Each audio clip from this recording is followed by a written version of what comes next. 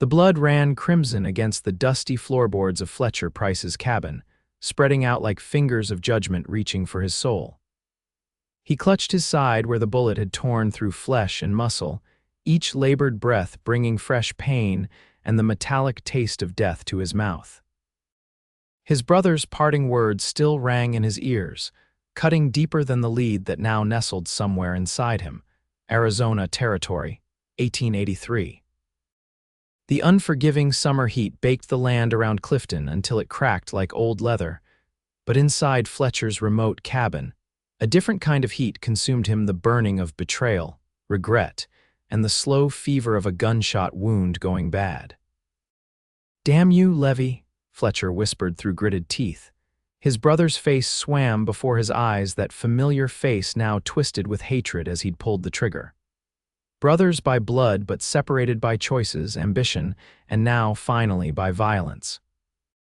He managed to drag himself to the edge of his crude bed, knocking over a tin cup of water in the process.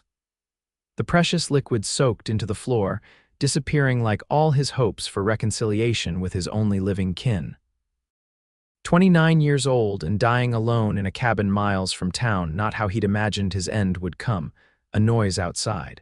Hoofbeats. Fletcher's hand instinctively moved to where his Colt should be, but found only empty air. Levi had taken that too, along with what little money Fletcher had saved. The door creaked open, sending a shaft of blinding sunlight across his face. Fletcher squinted, raising a bloody hand to shield his eyes. "My God," came a woman's voice, soft yet strong, "what happened to you?" Through the haze of pain, Fletcher made out the silhouette of a woman, slender but sturdy, with what looked like a rifle held confidently in her hands. "Madam," he managed, his voice a rasp, "I'd stand to greet you proper, but as you can see." She moved inside quickly, shutting the door behind her. As his vision adjusted, Fletcher saw her clearly honey blonde hair pulled back in a practical braid, intelligent green eyes assessing his condition, and the determined set of her jaw. She wore riding clothes, dusty from the trail. "You've been shot," she stated plainly, propping her rifle against the wall and kneeling beside him. "Recently?" "Your powers of observation are impressive," Fletcher replied, attempting a smile that turned into a grimace. "I'm Eliza O'Malley," she said, already rolling up her sleeves. "I was tracking a stray from my father's herd when I saw smoke from your chimney." She pulled back his blood-soaked shirt with practiced hands. "Who did this to you?" Fletcher closed his eyes as her cool fingers probed the wound. "My brother. Your brother shot you." The surprise in her voice was evident. Fletcher nodded weakly. "I deserved it." Eliza's hands stilled for just a moment. Her eyes, when they met his, held something that caught him off guard, not pity but a fierce determination. "You deserve better," she said firmly. Something in her tone made him believe, just for a moment, that he might survive after all. Eliza worked quickly, cutting away his shirt with a small knife she produced from her boot. The wound was ugly, a jagged hole just below his ribs on the right side. "Exit wound?" she asked, already helping him turn slightly to check his back. Fletcher shook his head. "Don't think so, bullet's still in there." She pressed her lips together, a small furrow appearing between her brows. "We need to get you to Doc Pearson in town. I can't handle this here." "Town's 15 miles, Fletcher said, his voice growing weaker. "Won't make it." "You will," Eliza insisted, tearing strips from a clean cloth she'd found in his meager supplies. "Because I'm going to get you there, but first I need to slow this bleeding." As she worked, Fletcher studied her face. She couldn't be much over 20, yet she moved with the confidence of someone who had faced adversity before. Her hands were strong and calloused, a working woman, not some delicate town flower. "Why are you helping me?" he asked as she bound his wound tightly. Eliza didn't look up from her work. "Would you rather I left you to die?" "Most folks would. Don't know me from Adam." "I know enough," she replied. "I know you're hurt, alone, and need help. That's all that matters right now." She finished the bandage and sat back on her heels. "Can you tell me what happened? Why would your own brother do this?" Fletcher closed his eyes, the memory fresh as a new wound. "Greed, anger, bad blood that's been brewing for years," he sighed. "Levi always believed I cheated him out of his share of our pa's ranch. Truth is, Pa left it all to me because Levi was wild, unreliable. I offered him partnership, but he wanted it all. So he shot you and left you for dead, Eliza finished for him. He took my gun, my money, and the deed to the ranch, Fletcher confirmed. By now, he's probably at the county office in Tucson, getting it all transferred to his name. Eliza stood, determination setting her features into something fierce and beautiful.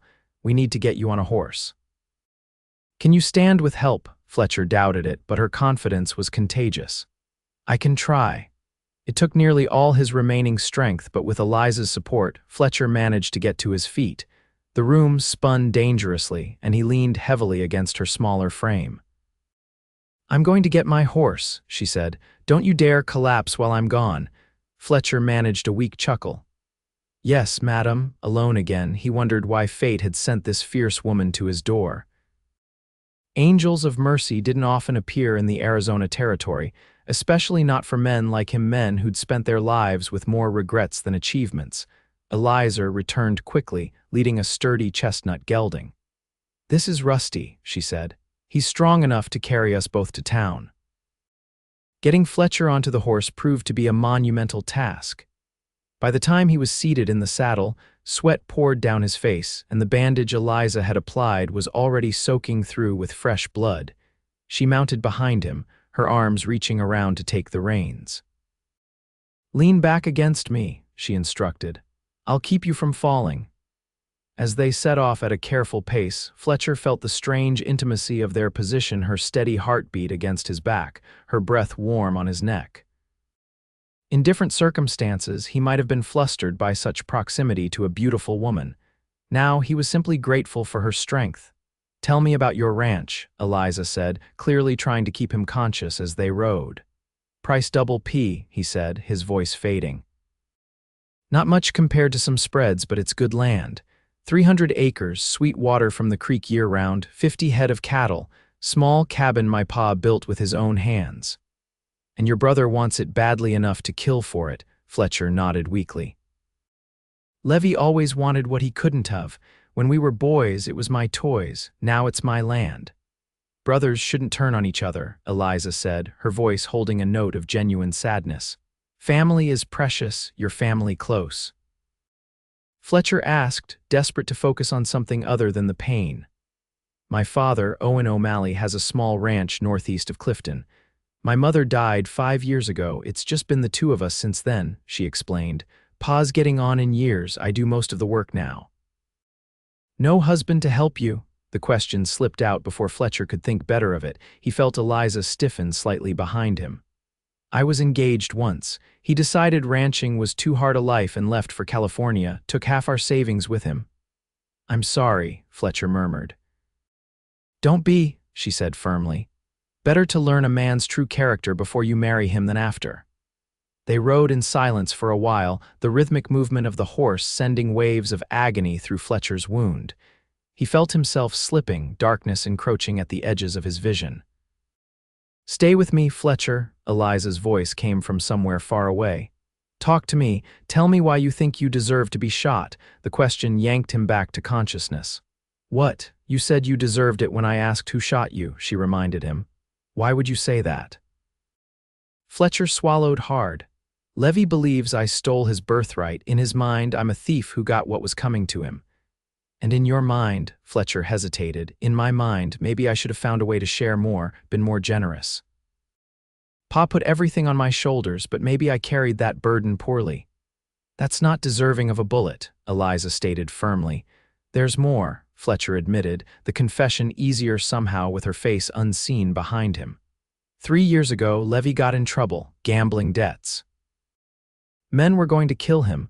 I paid them off, but I made him sign a paper giving up any further claim to the ranch in exchange, used his desperation against him. Eliza was quiet for a moment. You saved his life, and took advantage of his weakness, Fletcher countered. Not exactly brotherly love. You made a business decision, Eliza argued. He made a choice to gamble away what he had.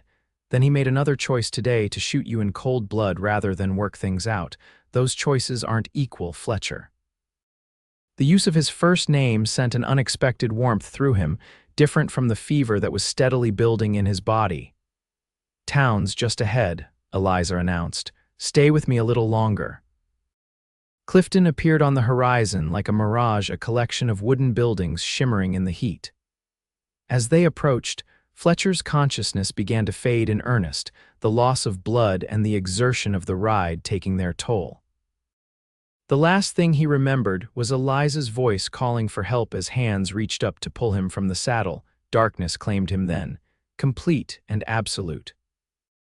When Fletcher opened his eyes again, the first thing he saw was a water stain on the ceiling, a brown splotch vaguely shaped like the state of Texas. He blinked slowly, trying to piece together where he was and how he'd gotten there. "Welcome back," came a gruff voice. "Thought we might lose you there for a while." Fletcher turned his head to see an older man with spectacles and an impressive white beard sitting beside his bed. The man wore a vest with a pocket watch chain visible across his substantial belly. "Doc Pearson?" Fletcher guessed. "The very same," the doctor confirmed. "You've been unconscious for nearly 2 days. Bullet nicked your liver. Nasty business, but I managed to get it out without killing you in the process." He peered at Fletcher over his spectacles. "Which is more than I can say for what your brother tried to do." The memories came flooding back. Levi's face contorted with rage, the gun, the burning pain of the bullet. And Eliza. Beautiful, fierce Eliza who'd refused to let him die. "The woman who brought me in," Fletcher said urgently. "Is she still here?" Doc Pearson's expression softened. "Miss O'Malley." "She stayed by your side that first night. Had to practically force her to go home yesterday to rest." He checked his pocket watch. "I expect she'll be back soon. Girls as stubborn as they come." Relief washed over Fletcher. "She saved my life." "That she did," the doctor agreed. "Though my considerable skills might have played a small part as well." His eyes twinkled with good humor. "Much obliged, Doc," Fletcher said sincerely. "What do I owe you?" The doctor waved a dismissive hand. "We'll settle accounts when you're back on your feet. For now, you need rest and time to heal." As if summoned by their conversation, the door opened and Eliza walked in. She changed her clothes, now wearing a simple blue dress instead of riding clothes, but her hair was still in that practical braid. Her face brightened visibly when she saw Fletcher awake. "You're back with us," she said, coming to stand beside the bed. "Thanks to you," Fletcher replied, suddenly acutely aware of his state, shirtless with bandages wrapped around his torso, unshaven, and likely smelling none too fresh. Doc Pearson stood, gathering his things. "I'll leave you two to talk. Fletcher, try not to move around too much. You'll tear my fine stitching." With a nod to Eliza, he left the room. Alone with her now, Fletcher felt oddly vulnerable. "I don't know how to thank you." Eliza sat in the chair the doctor had vacated. "No thanks needed. Anyone would have done the same." "We both know that's not true," Fletcher said. "Most folks around here would have kept riding, especially finding a stranger bleeding out in a cabin miles from nowhere." A small smile touched her lips. "Perhaps, but I'm not most folks." "No," Fletcher agreed. "You certainly are not."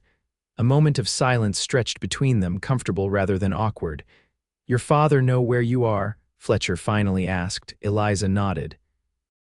"I rode home after you were settled the first night, told him everything.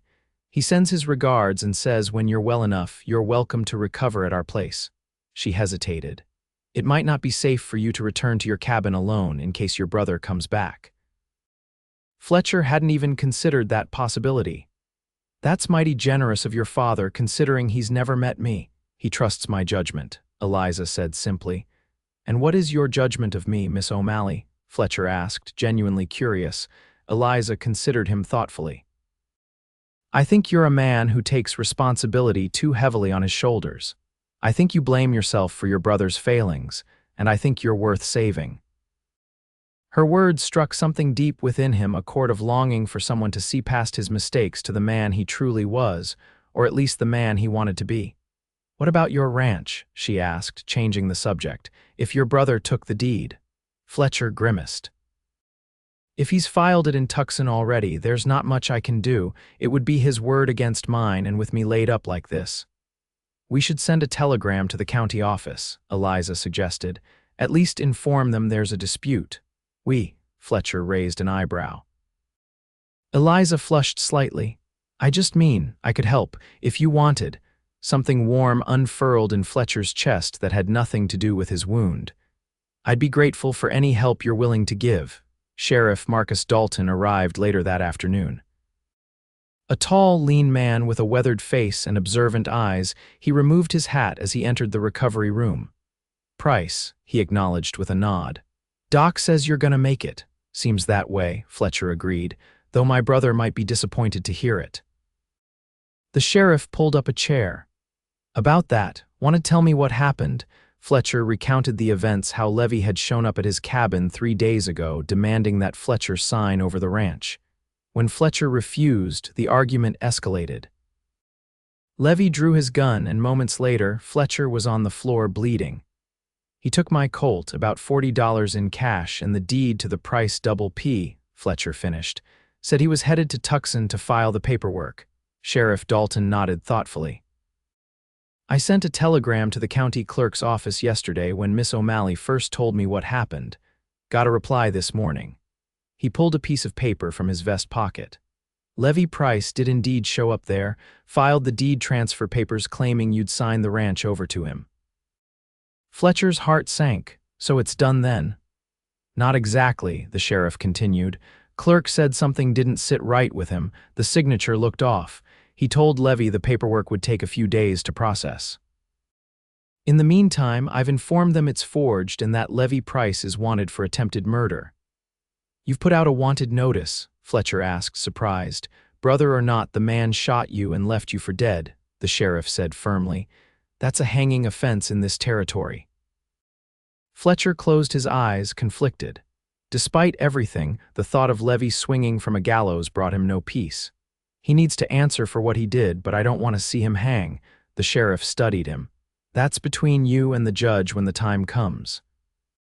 For now, my job is to find him and bring him in. He stood, placing his hat back on his head. You focus on healing up, I'll handle the rest. After the sheriff left, Fletcher found himself alone with his thoughts. The idea of his brother being hunted like a criminal sat uneasily with him, despite Levi's actions. They'd shared a childhood, after all. There had been good times among the bad. Eliza returned in the evening, carrying a basket covered with a checkered cloth. I thought you might be tired of whatever the doctor's been feeding you, she said, setting the basket on the bedside table. It's nothing fancy, just some chicken, biscuits, and apple pie. The simple kindness nearly undid Fletcher. Why are you doing all this? He asked softly. Eliza busied herself with unpacking the food. Doing what? Helping me, feeding me, caring what happens to me. She paused, looking at him directly. When my fiancé left, it was like the whole town pitied me, but no one actually helped. They whispered behind my back, wondered what I'd done wrong to drive him away. Her voice held old pain. I promised myself I'd never be like that, standing by when someone needs help, judging instead of acting. Fletcher reached out, taking her hand in his. I'm glad you found me when you did. So am I, she said simply, squeezing his hand before letting go. Now eat before it gets cold. The food was delicious, home cooked and made with care. Fletcher hadn't realized how hungry he was until the first bite passed his lips. They talked while he ate, simple conversation about the town, the weather, small things that had nothing to do with brothers who tried to kill you or stolen ranch deeds. Doc says I can leave in another day or two, Fletcher mentioned as he finished the last bite of pie. I'm grateful for your father's offer, but I can't impose on your family, Eliza frowned. It's not an imposition, and you heard the sheriff, it's not safe for you to return to your cabin. I could stay in town, Fletcher suggested. On what money? You said Levi took everything you had. Fletcher had no answer for that. Besides, Eliza continued more gently, you'll need help while you recover. Our ranch is small, but the house is comfortable. We have a spare room that no one uses. Fletcher studied her face, searching for any sign of reluctance or obligation. He found not only genuine concern and something else, something warm that he was afraid to name.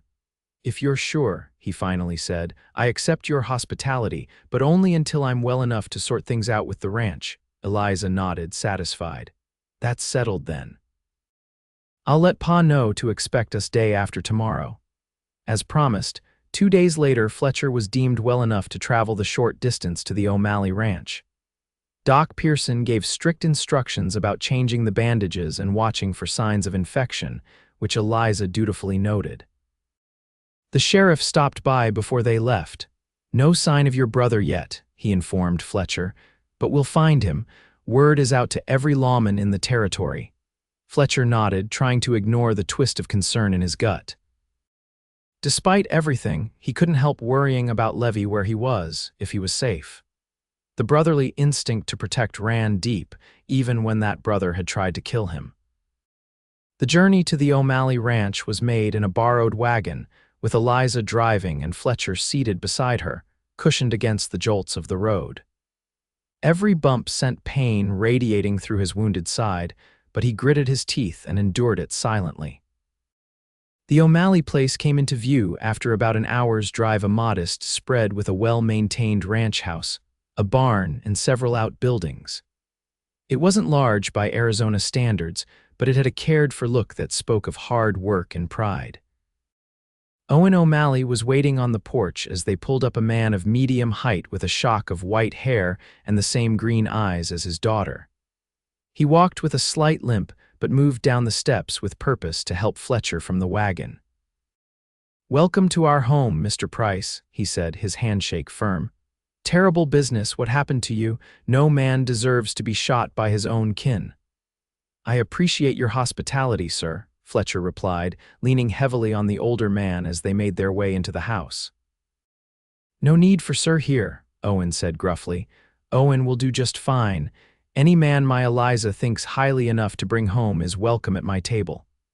Fletcher caught Eliza's embarrassed glance and the slight color that rose to her cheeks. Interesting. The guest room was small but comfortable, with a window that overlooked the paddock where several horses grazed peacefully.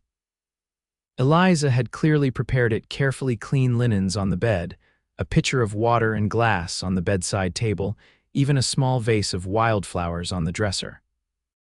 "Get some rest," she advised after helping him settle in. "I'll call you when supper's ready."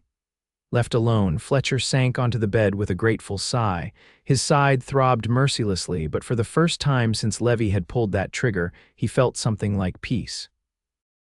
This house, these people, there was a warmth here that had nothing to do with the Arizona heat. Supper that evening was a simple affair: beef stew, fresh bread, and more of Eliza's apple pie. Owen dominated the conversation, regaling Fletcher with stories of his early days in the territory, back when Apache raids were common and Clifton was little more than a trading post. Different times, the older man reminisced. Harder in some ways, simpler in others. Fletcher found himself watching Eliza throughout the meal, the way she anticipated her father's needs, refilling his coffee before he asked, the easy affection between them. It made his heart ache for what he and Levi had lost long ago. "Tell me about your ranch, son," Owen said as they finished their pie. "Eliza says it's good land," Fletcher nodded. "The Price Double P isn't large, but it's prime grazing land with reliable water. My father built it from nothing after the war, worked himself to death for that place."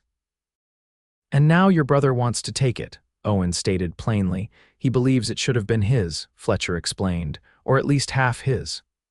When Pa died 5 years ago, he left everything to me, said in his will that Levi wasn't responsible enough yet." He shook his head. "I tried to bring Levi in as a partner, but he wanted ownership, not partnership." Owen studied him over his coffee cup. "What will you do if they catch him?" Fletcher had been asking himself the same question. "I don't know," he admitted. "Part of me wants him to pay for what he did. Another part remembers him as the little brother who used to follow me everywhere," he sighed. "I just don't want his blood on my hands." "It wouldn't be on your hands," Eliza pointed out. "He made his choice." "Maybe so," Fletcher conceded, "but I'd still have to live with it." That night, despite the comfort of a real bed, sleep eluded Fletcher. His wound pained him, but it was his thoughts that truly kept him awake: worries about the ranch, about Levi, and increasingly, thoughts of Eliza O'Malley. He'd known her less than a week, yet she'd become important to him in a way he couldn't quite explain. It wasn't just gratitude for saving his life, though that ran deep. There was something about her strength, her kindness, her unflinching willingness to help a stranger that drew him to her. A soft knock on his door interrupted his thoughts. "Fletcher?" Eliza's voice came through quietly. "Are you awake?" "Come in," he answered, pushing himself up to a sitting position against the headboard. Eliza entered, carrying a small lamp. She wore a simple nightgown with a shawl wrapped around her shoulders. Her hair, freed from its usual braid, fell in waves past her shoulders. The sight made Fletcher's mouth go dry. "I thought you might need these," she said, holding up a small bottle. "Doc's pain powders." "You looked uncomfortable at supper." "That obvious, was it?" Fletcher managed a smile. "Only to someone who was watching," she replied, then seemed to realize the implication of her words and flushed slightly. I just noticed you were in pain." She brought him water to take the medicine, then hesitated by the bedside. "Can I check your bandage while I'm here? Make sure everything's all right," Fletcher nodded, suddenly acutely aware of his state of undressed shirtless with only the bandages covering his torso. He watched as Eliza carefully unwrapped the outer layer, her hands gentle but sure. "It looks clean," she said, inspecting the wound. "No signs of infection." Her fingers brushed against his skin as she replaced the bandage, sending an unexpected shiver through him. If she noticed his reaction, she gave no sign. "The medicine should help you sleep," she said, stepping back. "If you need anything in the night, my room is just across the hall." "Thank you, Eliza," Fletcher said softly. "Not just for this, for everything." She paused at the door, the lamplight casting a golden glow around her. "Get some rest, Fletcher. Things often look clearer in the morning light." As the door closed behind her, Fletcher lay back, feeling the pain medicine beginning to work. His last thought before sleep claimed him was that Eliza O'Malley might be the most remarkable woman he'd ever met. The next 2 weeks passed in a steady rhythm of healing and quiet days at the O'Malley ranch. Fletcher's strength returned gradually, and with it came an increasing desire to make himself useful. Despite Owen and Eliza's protests, he began helping with small chores, mending tack in the barn, helping prepare meals, anything that wouldn't strain his healing wound. "You're a guest, not a hired hand," Eliza chided one afternoon, finding him splitting kindling for the kitchen stove. "I've never been good at sitting idle," Fletcher replied, setting down the hatchet. "Besides, I owe you and your father for taking me in." "You don't owe us anything," she insisted. Fletcher studied her face flushed from the heat, a smudge of dirt on her cheek from the garden work she'd been doing. Even disheveled, she was beautiful in a way that caught at something deep in his chest. "What?" she asked, noticing his gaze. "You have dirt on your face," he said, reaching out without thinking to brush it away with his thumb. The moment his hand touched her cheek, something changed in the air between them, a sudden awareness, a tension that hadn't been there before. Eliza's eyes widened slightly, and Fletcher felt himself leaning forward, drawn by something he couldn't name.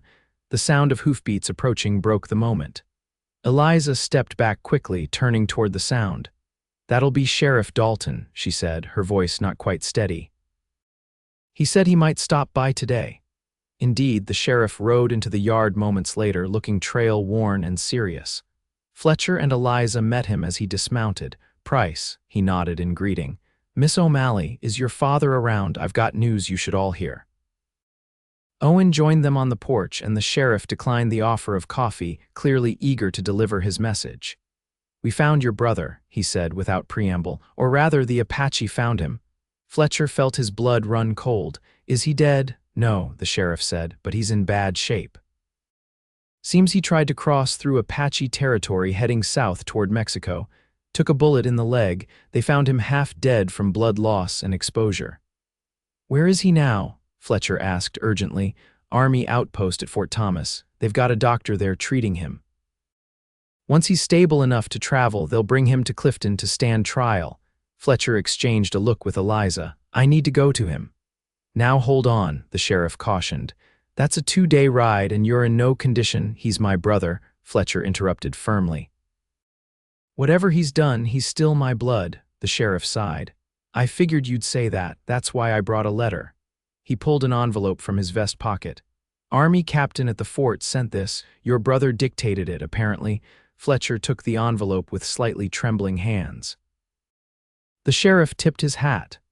"I'll leave you to it. Let me know what you decide to do." After the sheriff departed, Fletcher sat heavily in one of the porch chairs, the unopened letter in his hands. "You want privacy?" Eliza asked softly. Fletcher shook his head. "No, please stay."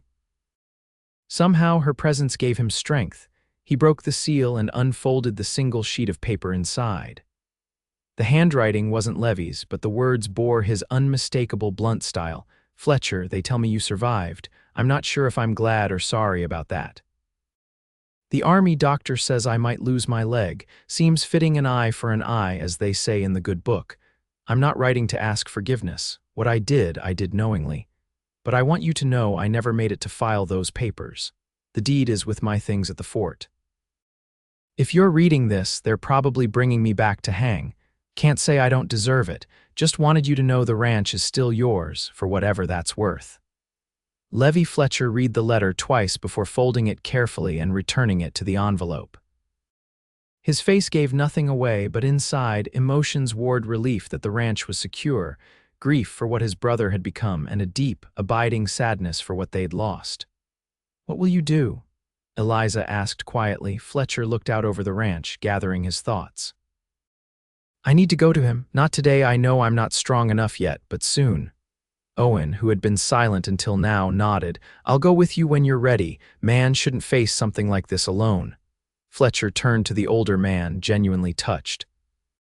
"That's very generous, but no arguments," Owen said firmly. "Eliza can mind the ranch for a few days. It's settled." Eliza looked like she wanted to protest, but held her tongue. Later that evening, she found Fletcher sitting alone on the porch, watching the sunset paint the desert in shades of gold and crimson. "You should be the one to go with him," she said without preamble, sitting beside him. Fletcher turned to her, surprised. "What?" "To see your brother," she clarified. "It should be me, not Pa. He's too old for a long ride like that, though he'd never admit it. And—" She hesitated. "I think I understand better what you're going through." Fletcher studied her in the fading light. "Your father won't like it." "Two unmarried people traveling together, this isn't about propriety," Eliza interrupted. "It's about doing what's right.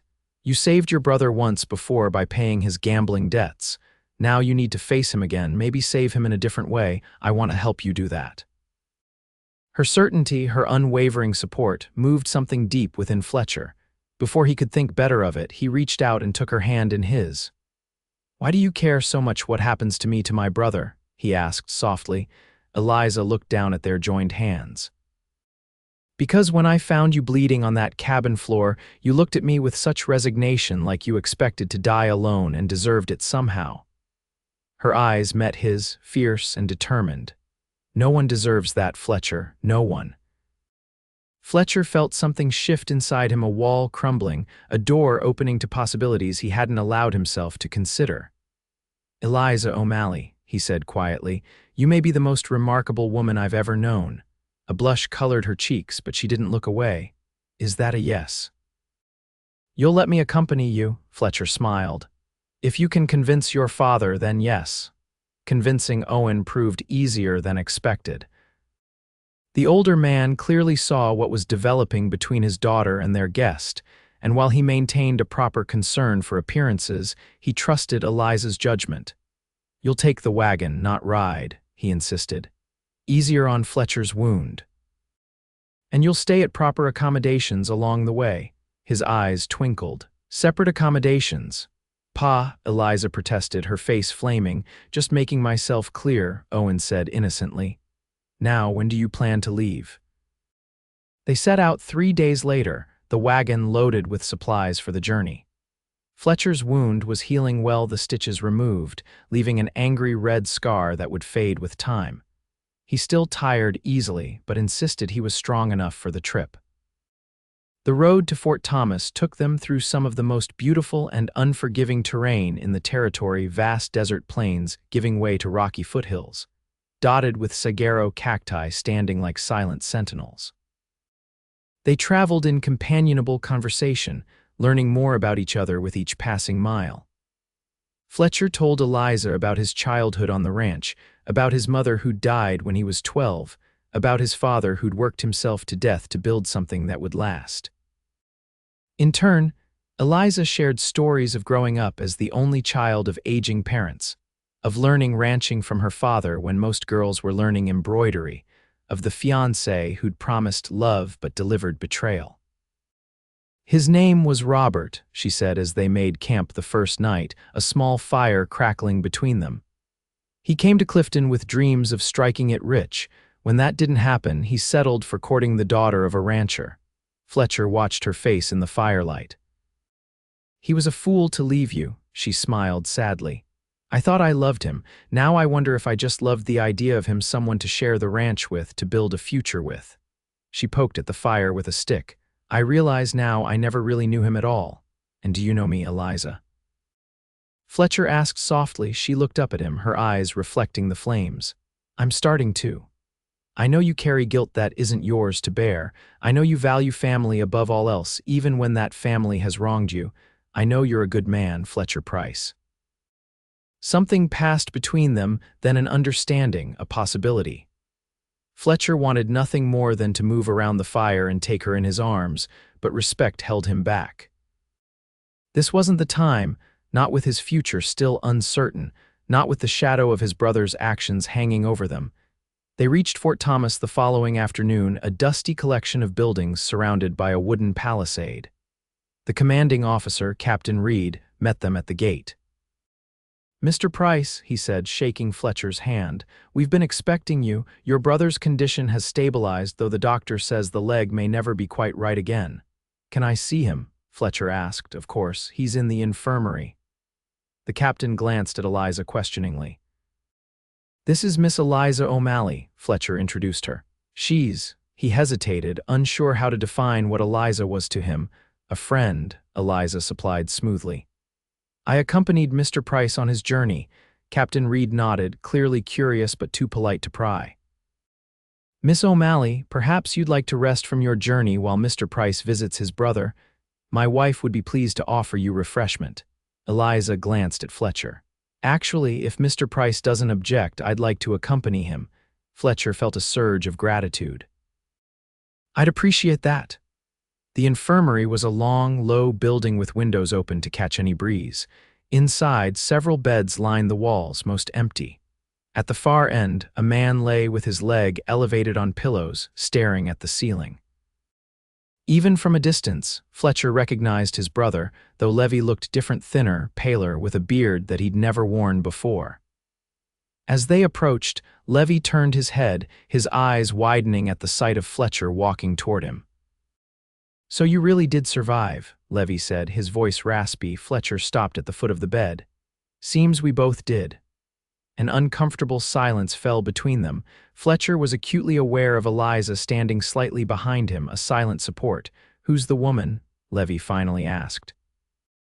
This is Miss Eliza O'Malley, Fletcher said.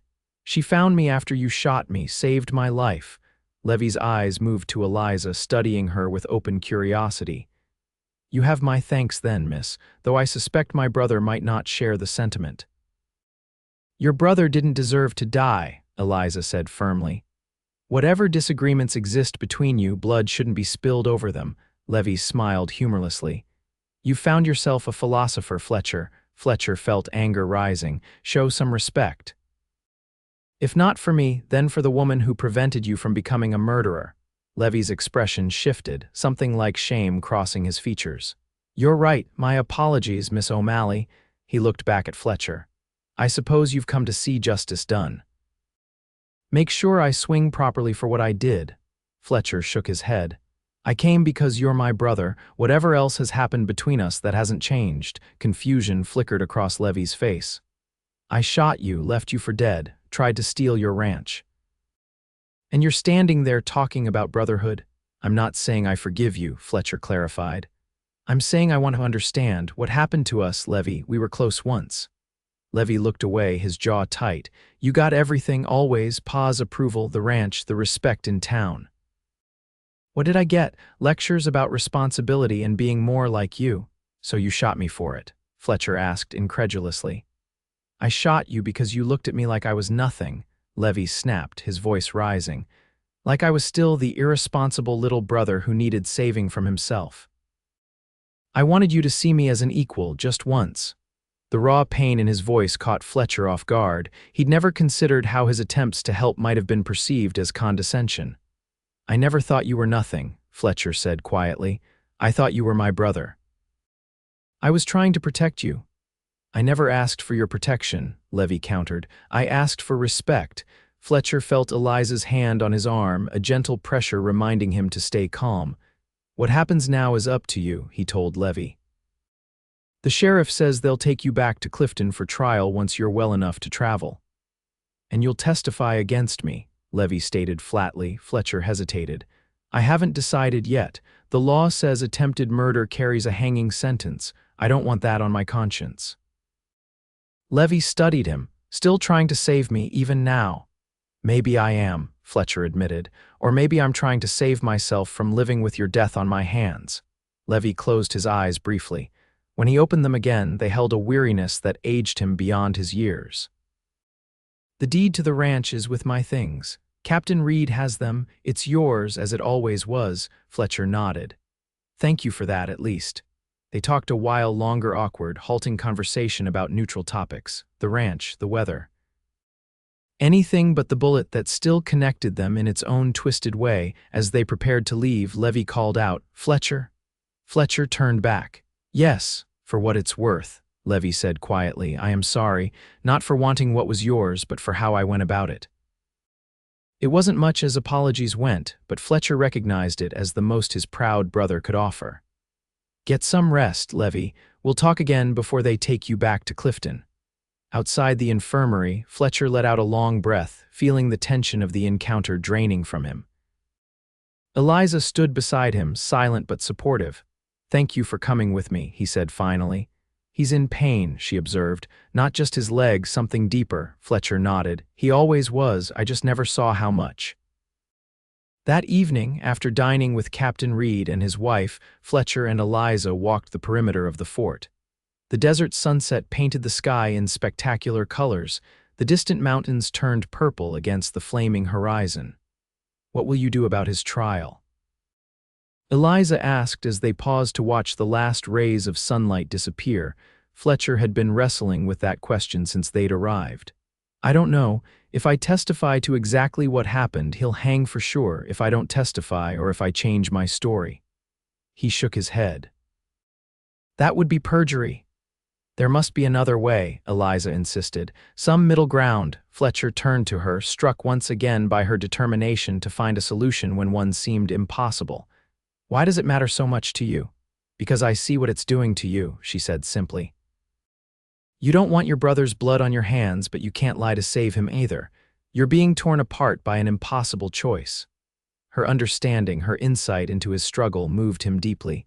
Without conscious thought, Fletcher reached out, drawing her into his arms. Eliza, he murmured, I don't know what I did to deserve having you walk into my life, but I thank God for it every day. She looked up at him, her eyes reflecting the first stars appearing in the darkening sky. You deserve happiness, Fletcher. You deserve peace. He lowered his head slowly, giving her time to pull away if she wished. When she didn't, he pressed his lips gently to hers. The kiss was tentative at first, a question as much as an answer. But when Eliza's arms slid around his neck, pulling him closer, it deepened into something more, a promise, a beginning. When they finally parted, Fletcher rested his forehead against hers. I think I'm falling in love with you, Eliza O'Malley.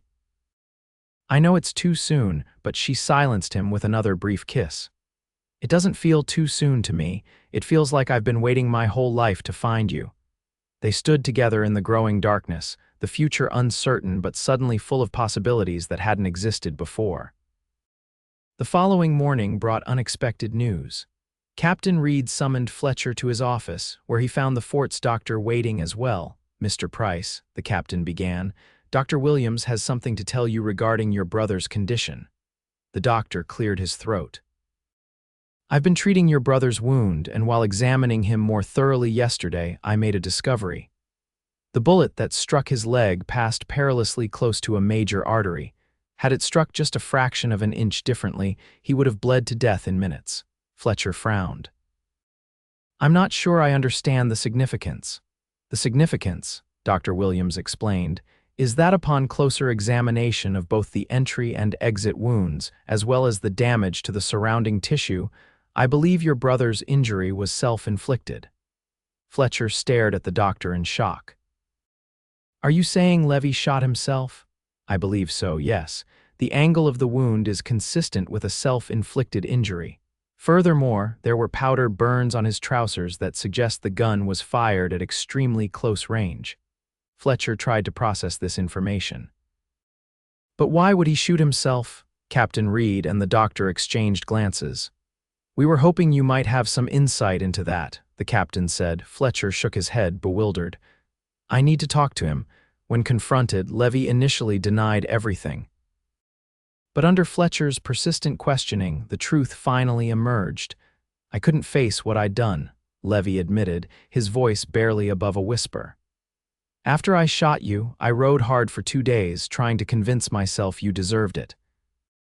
But I kept seeing your face, hearing your voice, asking why. He swallowed hard.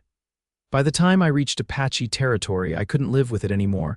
I pulled out my gun, aimed for my heart, but flinched at the last second. Hit my leg instead.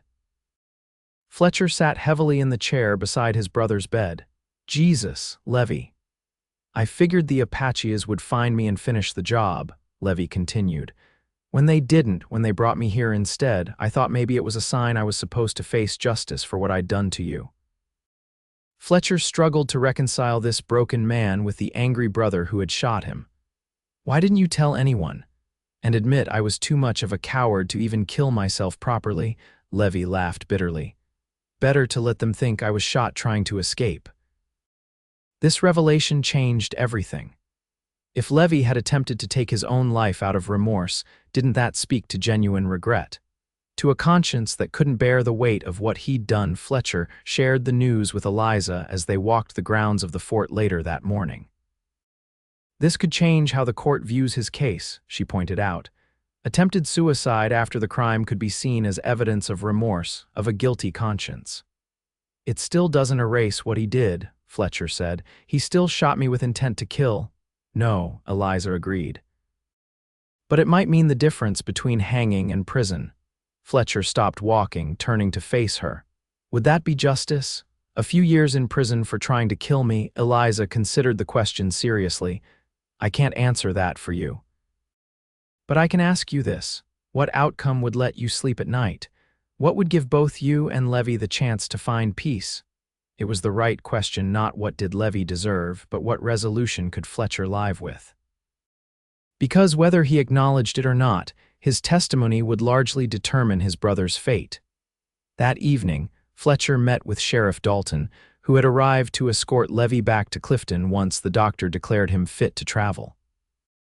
Together with Captain Reed and the fort's assigned legal officer, they discussed options. If you're willing to testify that you believe your brother acted in a moment of passion rather than with premeditation, the legal officer suggested, and given the evidence of his attempted suicide afterward, the charge could potentially be reduced from attempted murder to aggravated assault. What would that mean for sentencing? Fletcher asked.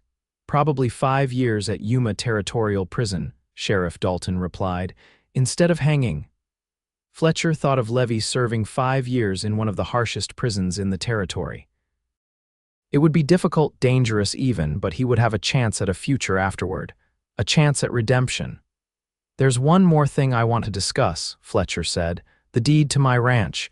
When Fletcher visited Levi again, the decision had been made. He sat beside his brother's bed, both of them silent for a long moment. Sheriff Dalton tells me they're taking you back to Clifton tomorrow, Fletcher finally said. Levi nodded. Doctor says I'm well enough to travel, though I'll need crutches for a while yet. I've been thinking about what happens next, Fletcher continued. About your trial, you mean about whether you'll testify to see me hang, Levi said bluntly. I've never wanted that, Fletcher insisted. Despite what you did, you're still my brother, Levi looked away. I don't deserve your mercy. Maybe not, Fletcher agreed, but I'm offering it anyway. I've talked to the sheriff and the legal officer here. If you plead guilty to aggravated assault, and if I testify that I believe you acted in passion rather than with premeditation, they'll recommend a sentence of 5 years at Yuma. Levi's eyes widened. You do that after what I did? On one condition, Fletcher said firmly.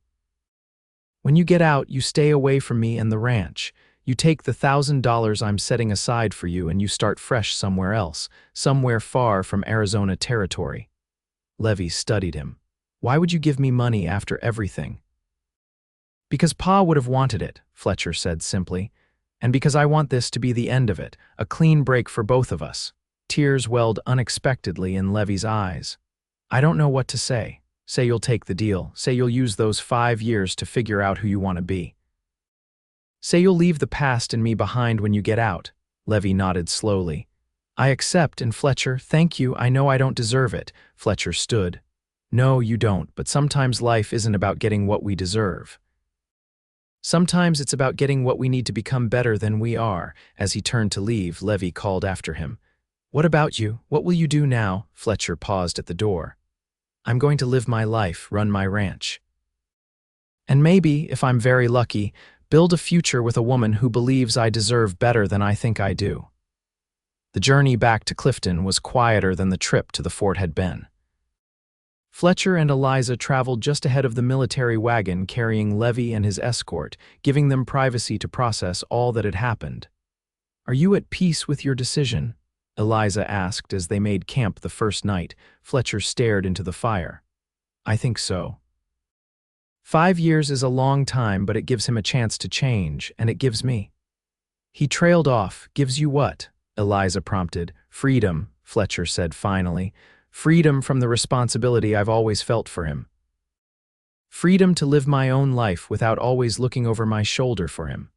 Eliza moved to sit beside him. And what will that life look like? Fletcher took her hand, lacing their fingers together. I was hoping you might help me figure that out.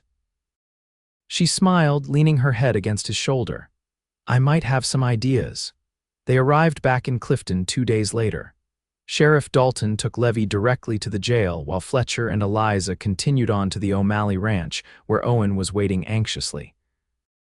The older man listened to their account of what had transpired, nodding thoughtfully.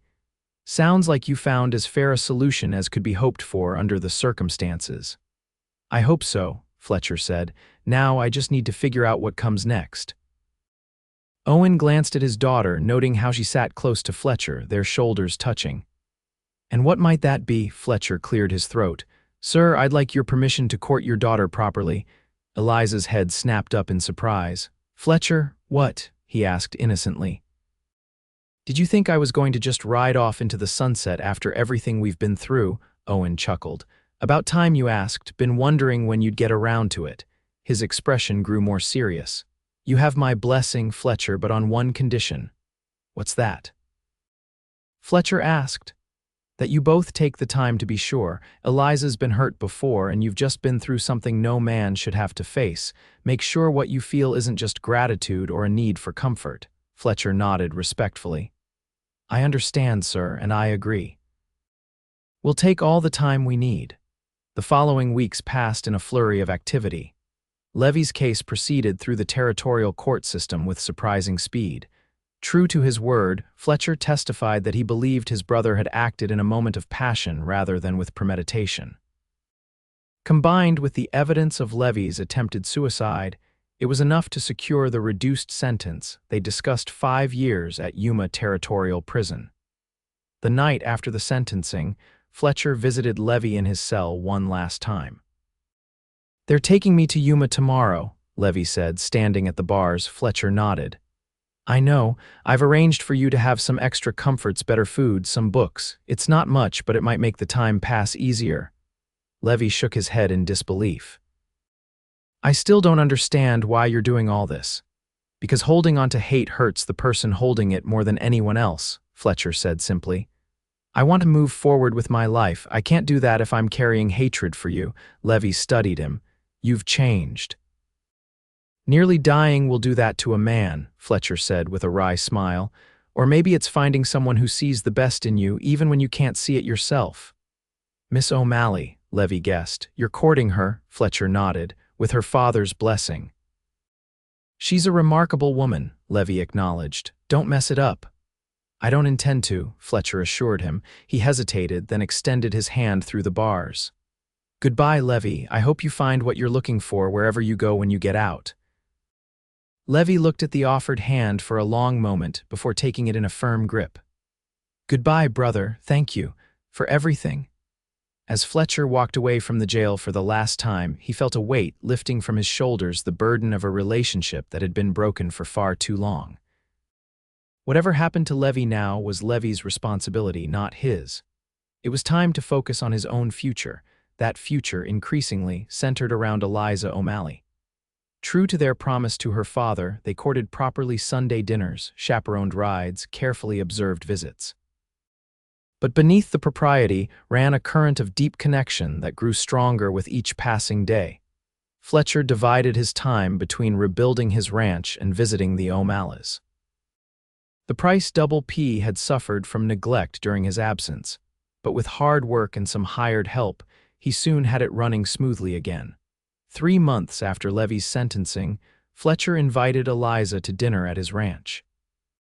He'd spent days preparing cleaning the cabin until it shone, planning and cooking a meal that wouldn't embarrass him, even gathering wildflowers to place on the table.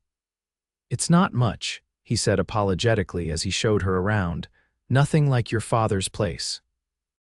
"It's wonderful," Eliza said sincerely, trailing her fingers along the mantel where Fletcher had placed photographs of his parents. "It feels like a home." "It could be," Fletcher said quietly. "With the right person to share it." Eliza turned to him, her eyes searching his face. "Fletcher Price, are you asking me something?" Fletcher took her hands in his. "I am. I know we promised your father we'd take our time, and maybe 3 months isn't long enough in his estimation, but I know my heart, Eliza. I've known since that day at Fort Thomas when we watched the sunset together." He reached into his pocket, pulling out a small box. "This was my mother's. My father gave it to her when they had nothing but dreams and determination." He opened it to reveal a simple gold band with a small, perfect diamond. "I'm offering you the same dreams, determination, and all the love I have to give." Tears welled in Eliza's eyes. "Are you certain, after everything that's happened?" "I've never been more certain of anything," Fletcher assured her. "When you found me bleeding on that cabin floor and said I deserved better, you changed everything. You showed me what was possible when someone believes in you." He dropped to one knee. "Eliza O'Malley, will you marry me?" "Yes," she whispered, tears spilling onto her cheeks. "Yes, Fletcher Price, I will marry you."